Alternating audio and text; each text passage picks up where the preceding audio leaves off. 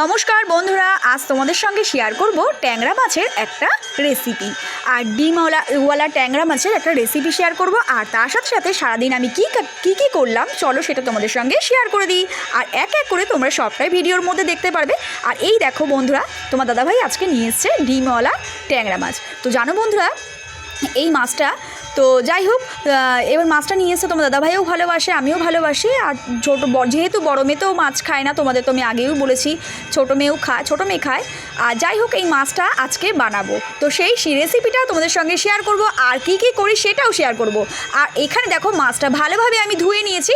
প্রথমে তার মধ্যে দেখো কাঁচা সর্ষের তেল, লবণ, হলুদ দিয়ে ভালোভাবে আমি মেখে নেব। আর দেখো, এখানে মেখে নেওয়ার জন্য ভালোভাবে আমি তোমাদের সঙ্গে কিভাবে আমি করছি সেই কাজটাও তোমাদের সঙ্গে একটু শেয়ার করে দিলাম। দেখো কি সুন্দর করে মেখে নিলাম। আর জানো বন্ধুরা, এটা তেল দিয়ে মেখে নেওয়ার পরেও আজও ভীষণ ফেটেছে জানো বন্ধুরা। মানে এই যেহেতু আঁশ ছাড়া মাছ, সেই জন্য ভীষণ ফাটে। তোমরা তো সেটা জানো, আঁশ ছাড়া মাছ ভীষণ ফাটে।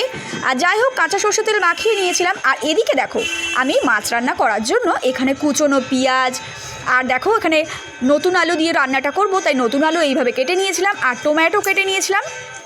তো চলো আজকে মাছটা কিভাবে রান্না করি সেটা তোমাদের সঙ্গে শেয়ার করি। আর দেখো, এখানে মশলা করব বলে দেখতেই পাচ্ছ বন্ধুরা, এখানে রয়েছে আদা, কাঁচা লঙ্কা, রসুন, পেঁয়াজ, একটা গোটা পেঁয়াজ দিয়েছিলাম। তো এইটা আমি পেস্ট করে রাখবো। আর এদিকে দেখো নুন হলুদ মাখানো মাছটা রয়েছে, এটা আমি আজকে ভেজে নেব। তো চলো দেখো, সামান্য জল দিয়ে দিচ্ছি।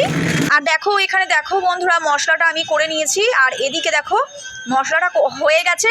আর এদিকে দেখো কড়াইতে তেল গরম হতে দিয়ে দিয়েছি।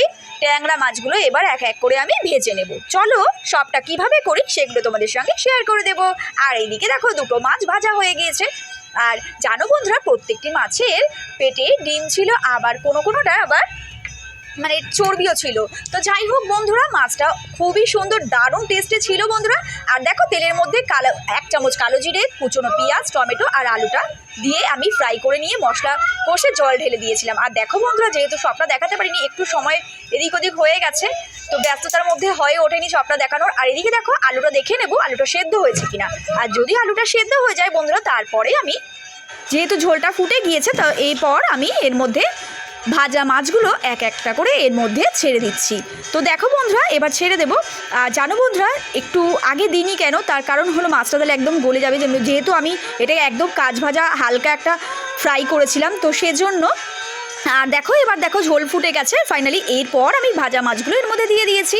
আর দেখো আজকের মাছটা ভীষণ টেস্টে ছিল বন্ধুরা, তোমরাও এভাবে করতে পারো, তোমাদেরও ভীষণ ভালো লাগবে।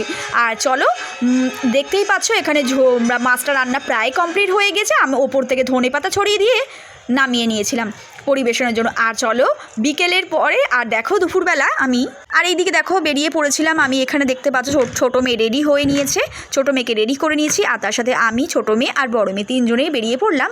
আমার ছোটো মেয়েকে যেহেতু এই বছর স্কুলে দিয়েছি, তো তোমরা তো সেটা জানো, অ্যাডমিশন করিয়েছি, তো ওর স্কুল ড্রেস সমস্ত কিনতে হবে। তো সেজন্যই আজকে নাগের বাজারে জগন্নাথ বস্ত্রালয়ে আজকে আমি চলে যাব। তো চলো একদম নেমে গেছি। তো চলো এবার রাস্তা দিয়ে হাঁটছি। আর দেখো সেগুলোও তোমাদের সঙ্গে একটু একটু করে শেয়ার করতে পারলাম। আর যাই হোক বন্ধুরা, সব মিলিয়ে আজকের দিনটা ভালোই কাটলো। আর জানো বন্ধুরা, যেহেতু ছোটো মেয়ের স্কুলে দিয়েছি, তো এবার তো বুঝতেই পারছো ওর জন্য নতুন স্কুল ড্রেস, তো দু রকম ড্রেস, দু রকম শার্ট আর দু রকম সক্স, তারপরে তার সাথে ফুল প্যান্ট রয়েছে দু রকম। একটা শুক্রবারের জন্য পিটি ড্রেস হোয়াইট কালার, সেগুলো সমস্ত হোয়াইট, সব কিছু সেদিনে হোয়াইটই পরতে হবে শুক্রবারের জন্য। আর আদার্স দিন যেগুলো পরতে হবে সেগুলোও। তো সব কিছু মিলিয়ে বেশ অনেক কিছুই কিনে নিয়েছি। আর জানো বন্ধুরা, এদিকে দেখো, এদিকে চলো আমি যাচ্ছি, এবার রাস্তা দিয়ে হাঁটছি। এবার এদিকে দেখো রিক্সায় উঠে যাব। তো রিক্সা করে চলে যাব জগন্নাথ বস্ত্রালয়। আর এদিকে দেখো সামনে একটা বড় স্কুল হচ্ছে ইংলিশ মিডিয়াম আমাদের এখানে, এটা হলো শ্যামনগরের এখানে। আর এদিকে দেখো আমরা উঠে গেলাম রিক্সায়। আর চলো, বড় মেয়ে উঠে গেল, ছোটো মেয়ে উঠে গেল, এবার আমিও উঠে বসে পড়লাম। আর তোমাদের সঙ্গে ছোটো মেয়ে বড় মেয়েকে একটু দেখিয়ে দিলাম। আর দেখো এবার চলে যাব আমরা, এবার যাব আমরা জগন্নাথ বস্ত্রালয় নাগের বাজারে। তো সেখানে যাব, তার জন্য দেখো এখানে দেখতে পাচ্ছ, আমি যেহেতু অনেকটা রাস্তা বুঝতেই পারছো বন্ধুরা, তার জন্য অনেকটা রাস্তা বলে 40 টাকা গাড়ি ভাড়া নিয়েছিল। যাই হোক, আমি ভাবলাম ছোটো মেয়েকে নিয়ে যাব, তো সেজন্য অটোয় করে ওই পারে আবার হয়ে অটোতে উঠতে হবে। তো সেজন্যই একেবারে আমি এখান থেকেই ডায়মন্ড সিটির সামনে থেকেই রিক্সা নিয়ে নিলাম বন্ধুরা। তো চলো রিস্কা নিয়ে নিয়েছিলাম আর বেশ ভালোই হয়েছিল, তোমাদের সঙ্গে একটু ভিডিও শেয়ার করতে পারলাম। আর যাই হোক বন্ধুরা, তো একটু একটু করে তোমাদের সঙ্গে শেয়ার করলাম। তো চলো একেবারে জগন্নাথ বস্ত্রালয়ের সামনে এসেই পড়েছি। তো চলো একদম দেখতেই পাচ্ছ এখানে স্কুল ড্রেস, বিভিন্ন রকমের শাড়ি, শাল, সোয়েটার, মানে বিভিন্ন রকমের স্কুলের সমস্ত স্কুল ইউনিফর্ম এখানে পাওয়া যায় বন্ধুরা। তো চলো বন্ধুরা দেখতেই পাচ্ছ, এবার এক এক করে আমরা দেখে নেব। তো জানো বন্ধুরা, একটু সমস্যার কারণে আমি মানে আজকে স্কুল ড্রেসটা পেলাম না, একটু ড্রেসের একটু অসুবিধা আছে, তো সেজন্য আমি নিতে পারলাম না।